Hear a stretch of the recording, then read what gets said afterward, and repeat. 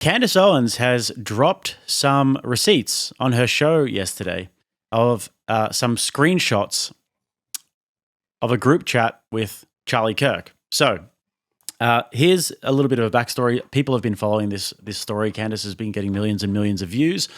But basically, we talked about this briefly, I think maybe 2 weeks ago, Andrew, about how there was some sort of a power struggle that was happening, like a power vacuum that had sort of opened up after the death of Charlie Kirk. And you've got people saying, well, what is TPUSA? Is TPUSA a pro-Zionist organization, or is it an organization that is moving away from Zionism with the trends of the day? Candace seems to think that Charlie Kirk was really moving away from the pro-Israeli cause, and then others were saying that, you know, Charlie was essentially martyred for his love of Israel. So she dropped some big receipts yesterday that show Charlie Kirk in a group chat, and it says, just lost another huge Jewish donor, $2 million a year because we won't cancel Tucker. I'm thinking of inviting Candace, and that would be to one of the TPUSA summits, maybe to Amfest. Somebody says, as in like, no, don't do that. Charlie Kirk says, Jewish donors play into all of the stereotypes. I cannot and will not be bullied like this, leaving me no choice but to leave the pro-Israel cause. Somebody else says, please don't invite Candace. That might feel good short-term, but it's not good long-term, in my opinion. Like all groups, you're going to get a wide variety of opinions. That nasty free will thing that God bestowed upon us makes life frustrating at times. You've also got this clip, which has been circulating, which is from a little while back, where Charlie Kirk is talking about Jewish donors, but particularly left-wing Jewish donors, so I don't know how relevant it is. And Jewish donors, they have a lot of explaining to do, a lot of decoupling to do, because Jewish donors have been the number one funding mechanism of radical, open-border, neoliberal, quasi-Marxist policies, cultural institutions, and nonprofits. This is a beast created by secular Jews. And now it's coming for Jews, and they're like, what on earth happened? And it's not just the colleges. It's the nonprofits, it's the movies, it's Hollywood, it's all of it. So there he's talking about the more sort of secular Jews, and the donors on the other side, he's talking about obviously the NGOs and colleges and all these sorts of things that are funding some of the more left-wing movements. But then we've got this, which came out today. There was a funny screenshot that I had of, what's his name? Misfit Patriot saying, I will bet so much money if Candace can prove that this is real. And then someone responded to him with this clip saying, pay up, fat boy. But anyways, have a look at this. Started this show to address some of the things that have been going around on public, namely about a group text chain that has been made known and released by Candace Owens. And I just want to address it head on because, that was a screen grab that I had shared with people. So it is authentic. And I want to go into it because I actually am really excited that the truth is out there. I first started. All right. So with all that context in mind, I don't think we need to be full screen for this one. With all that context in mind, Andrew, There you go. What is your take on this whole situation? Well, what's the context in mind? What is the rest of what he says there? Well, he just said that it's real. Yeah, I know, but what else did he say? Did he confirm that Kirk was moving away from Israeli sympathies? Well, we can read the text and we can say that he was at least saying that it leaves him no choice here.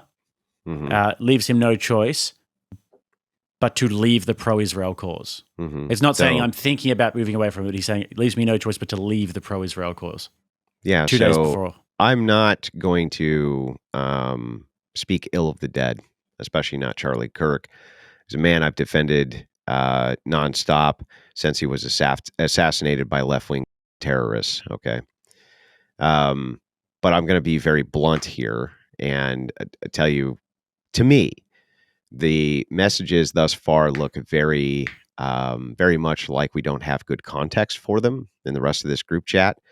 It sounded to me like Kirk was frustrated because he was losing large donors who had an agenda, and that he was leveraging that not by saying that, hey, I'm gonna leave Israel. In that clip, for instance, he said secular Jews are causing this and it's hurting Jews, right? So he's still taking the kind of the pro-Zionist position even in that clip.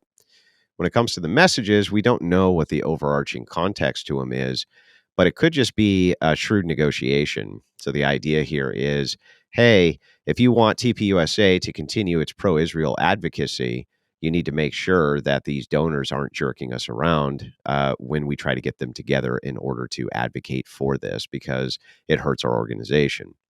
It could just be that this was lashing out in frustration. We don't really know unless we have further context, right? I was not the one out there quick saying, hey, these are fake, blah, blah, blah, blah, blah, because I didn't know. It was important to kind of get the facts. But to me, this doesn't show us really anything. What is this proving? It doesn't prove anything. It just proves that either Kirk is in aggressive negotiations, or it's the case that he's frustrated with one of these donors, which already Tucker Carlson has come out and said that he was frustrated with some of the Jewish donors and said that they acted very stereotypical when it came to the various memes about them. So, but as far as this proving that he was moving away from the pro-Israel position, very difficult for me to believe. Yes, At least with this evidence. it's pretty. It's actually pretty clear with this, and then I think that there's more of a body of evidence. Like, you just look at the trajectory of Turning Point; it's become a much larger organization over the years. But this is something that was essentially funded by Jewish donors. Like, if without the Jewish donors, Turning Point wouldn't be what it is today. So I think that they probably have a mindset where they sort of think that Charlie Kirk owes them, and the idea that he would move away from being pro-Israel would be a real affront to that, because they sort of they built him up. Over the last year or so, we've seen him have Dave Smith on stage debating against Josh Hammer and taking Josh Hammer to school, by the way. I think that Dave Smith really did well in that debate. We've seen him have Tucker on stage. We've seen him and Megyn Kelly talk about how Epstein was a Mossad agent. We've seen him come out and look visibly rattled in saying, people are calling me anti-Semitic. People are questioning my moral character.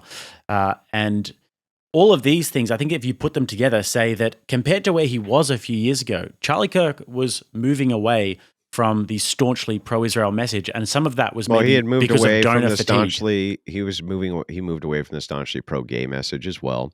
He moved towards the kind of more we immigrants are good position as well over the years. It's not that Charlie Kirk wasn't evolving as a person or as a political analyst, especially the more people he talked to who had takes in opposition to his own. At first, Turning Point really wasn't looking at oppositional takes until Kirk started getting into the kind of debate space and he started receiving pushback. He was kind of forced to start looking at some of these alternative positions. This is not proof, though. This is proof of a person who's very frustrated about a donor. That's for sure. Him saying this will force me into the non-Israel, or I'm sorry, the what did it say? Pull it up. Let me make sure I can see it. Okay. Sure. Don't want to make sure if he said non-Israel or non-Jewish position. Might have to full screen this though, Mr. X. I don't know if it fits in, but it says Jewish donors play into all of the stereotypes, the stereotypes that he was talking about as well with the secular ones. Yep. Yeah, but to leave the pro-Israel cause. That sounds to me like he's frustrated more than anything. But Kirk was very much a Zionist. I don't know how you get around that. I mean, he argued in favor of Zionism his entire career. He was very public about saying he was a Zionist. He was very public about moving towards that position. And I don't see any good evidence that he was going to abandon it. I see evidence here that he was frustrated, but we would need greater context. And the thing is like, look, people can get upset with me about this take all they want, but I'm not going to take one single message chain and unravel this guy's entire worldview he's advocated for years over one message chain. That would be insane. That would literally be insane, especially when there's money on the line, and that's what there was. This is a message chain where there was money on the line, and he was frustrated when he was discussing it. I don't think that this in any way, shape, or form unravels his worldview at all. Yeah, I mean, I don't think necessarily either. Like, do I think that Charlie Kirk would have abandoned the pro-gay cause if it was not politically expedient? I don't really necessarily think so. I think that what he was doing was he was trying to create this sort of big tent at TPUSA where everybody could come along, even if you're center-left, centrist. But with the Israel cause, I think that the way he saw it was that he had some donor fatigue, clearly, we can see by this, but also he saw that young people, which is his target demographic, are not really pro-Israel anymore. It's really hard to find young people on the left or right who are actually staunchly pro-Israel unless they're Jewish themselves or unless they're from some sort of like an evangelical background or something like that. I don't think that they're winning the propaganda war on either side of the aisle, and Charlie Kirk's noticing that, and that's his audience, and people are really wanting him to speak about this more. So you're sort of saying that Charlie Kirk's message sort of evolved as the winds of culture evolved, and I'd say the same thing. So I think that maybe we're kind of saying the same thing here. That it's not necessarily like a smoking gun. He still had these ideas himself, but there was definitely like a move to what the motive for the move was, a change of heart or the cultural move. I'm not sure, but I think that we're saying the same thing. Yeah, I think also that we have to be very careful with bias affirmation. And this is the big one, right? So a lot of people who hated Charlie Kirk the day up until he got shot and was basically made into a political martyr want to now think the very best of him. And there's many anti-Zionists out there who hated Kirk's guts clear up until the very second he was murdered brutally. And then they became very much pro Charlie Kirk, right? After his death. And they're looking for a way to affirm their bias that no, he was secretly one of the, what they would say, quote, good guys. He was secretly trying to work against the Israeli interest. He was secretly trying to get out of this, kind of donor trap. But just remember that there's affirmation bias, which is going on here, and you need to be very cautious of that because many of the anti-Zionists probably really hated this guy clear up until he was dead. And they want some coping mechanism to think, well, I want to think the very best of him. I had my criticisms of Charlie Kirk, but I always said that he was more of a force for good than he wasn't, even with the pro-Zionist stance. And there's many videos of me saying that when asked about it. Even when I'm deconstructing the Turning Point USA various events and criticizing the amount of feminists who are on them, when asked directly, I've always said that he was more of a force for good than not. But again, I'm not going to let affirmation bias get the best of me here. He was pro-Zionist through and through. That's what most of his material was moving towards. That's where a lot of his donors came from. It is true that he was more on the staunch conservative side towards the end of his life, but it's going to take a lot more than this message thread and a lot more context before I believe that he was actually going to abandon that entire position, especially when he's talking right now in a frustrated way about money. And remember that money to an organization like this is its lifeblood. Very easy to get frustrated with your friends and say some shit. Yeah, true. And also, this is the sort of behind the scenes look that we're getting, but you can look at videos from just weeks before Charlie's death where people come up to the stage and they ask him about, like, they pretty much hit him with those questions every single live appearance that he'd do. And he would say, does the Bible say to bless the Jews? The Bible says to bless the Jews, then that's what I believe. And also the letter that he sent to Netanyahu, this was basically urging Netanyahu to rethink his strategy in terms of the propaganda war. He was saying, you're losing the propaganda war.